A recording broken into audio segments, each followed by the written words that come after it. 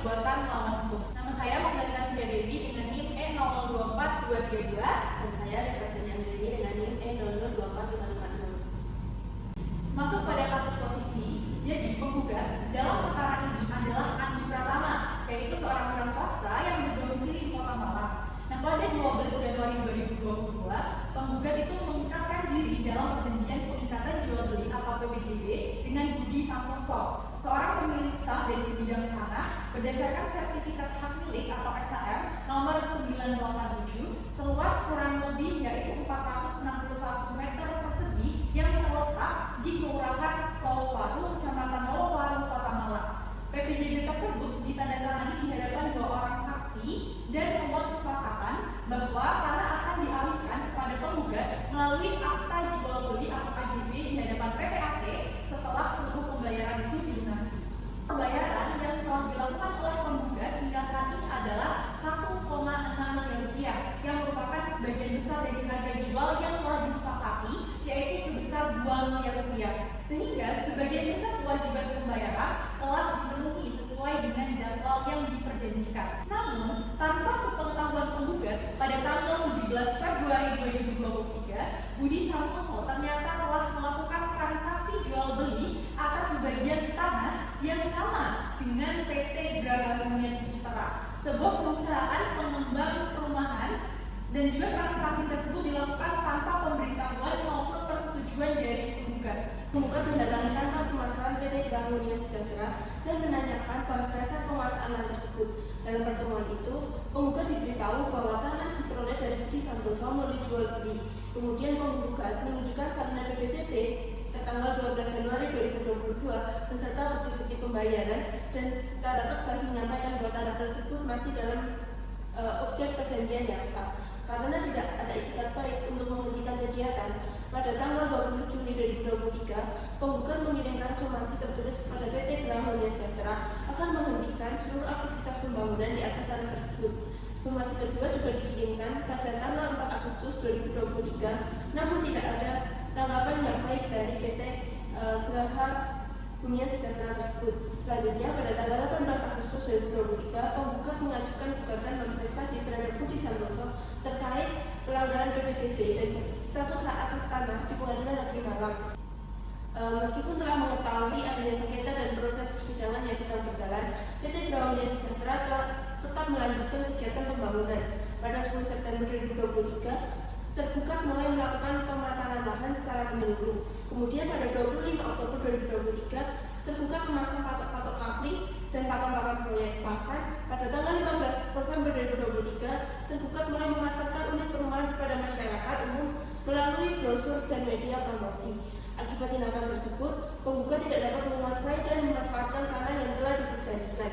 Oleh karena itu, berdasarkan rangkaian peristiwa sejak 12 Januari 2022 hingga 15 November 2023, penggugat mengajukan gugatan perbuatan melawan hukum terhadap PT Graha Hunian Sejahtera dengan tuntutan agar tergugat menghentikan pembangunan, mengosongkan lahan sengketa, serta membayar ganti kerugian atas kerugian material dan imaterial yang diderita oleh penggugat itu sendiri. Akan kami bacakan mengenai surat gugatannya, yaitu Malang 20 November 2023 kepada yang terhormat Ketua Pengadilan Negeri Malang, Jalan Ahmad Yani nomor 198, Purwodadi, Kecamatan Blimbing, Kota Malang, Jawa Timur, di Malang. Dengan hormat yang bertanda tangan di bawah ini, Magdalena Sida Dewi SKMH dan juga Reva Senti Anggreni SKMH, advokat pada kantor advokat Luhur Law Firm and Partner, berdasarkan surat kuasa khusus tertanggal 20 November 2023 bertindak untuk dan atas nama Andi Pratama, umur 46 tahun, pekerjaan wira swasta, alamat Jalan Jenderal Basuki Rahmat, nomor 32, Kelurahan Kauman, Kecamatan Kojen, Kota Malang, Jawa Timur. Selanjutnya, mohon disebut sebagai penggugat. Dengan ini, hendak mengajukan gugatan kepada PT Graha Hunian Sejahtera, Badan Usaha di Bidang Pengembang Perumahan, yang diwakilkan oleh Saudara Agung Irawan selaku Direktur Utama PT Graha Hunian Sejahtera, umur 45 tahun, alamat Jalan Pasar Besar, nomor 31, Kelurahan Sukoharjo, Kecamatan Kojen, Kota Malang, Jawa Timur. Yang selanjutnya mohon disebut sebagai tergugat. Adapun mengenai duduk perkaranya adalah sebagai berikut. 1. Bahwa penggugat pada tanggal 12 Januari 2022 telah meningkatkan diri dalam perjanjian pengikatan jual beli atau PPJB dengan Budi Santoso selaku pemilik serah tanah berdasarkan sertifikat hak milik atau SHM nomor 987 seluas kurang lebih 461 meter persegi yang terletak di Kelurahan Lowokwaru, Kecamatan Lowokwaru, Kota Malang, Jawa Timur, yang dengan kesepakatan bahwa peralihan hak akan dilakukan melalui akta jual beli atau AJB di hadapan PPAT setelah pembayaran donasi. Bahwa pada tanggal 12 Januari 2022, penggugat telah membayar uang lupa sebesar 500 juta rupiah dan selanjutnya melakukan pembayaran bertahap yaitu 400 juta rupiah pada 15 Maret 2022, 300 juta rupiah pada 20 Juni 2022, dan 400 juta rupiah pada 5 September 2022. Sehingga total pembayaran yang telah dilakukan adalah sebesar 1,6 miliar rupiah dari total harga 2 miliar rupiah. Yang ketiga, bahwa pada tanggal 10 Oktober 2022, penggugat bersama Budi Santoso telah melakukan peninjauan lokasi dan pengukuran ulang batas tanah sebagai persiapan menuju pembuatan AJB.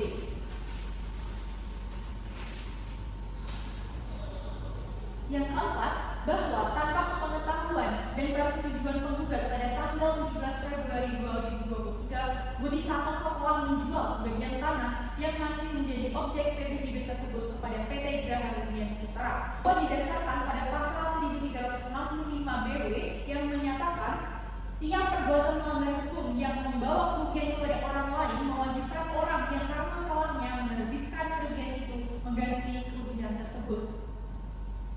Kemudian saya lanjutkan. Yang keenam, bahwa perbuatan dari tergugat telah memenuhi unsur dari pasal 1365 sebagai berikut. Poin pertama, perbuatan melanggar hukum, yaitu melakukan penguasaan, pematangan lahan, pemasangan patok kafling, dan pemasaran perumahan di atas tanah yang statusnya masih dalam sengketa dan terikat PPJB yang sah.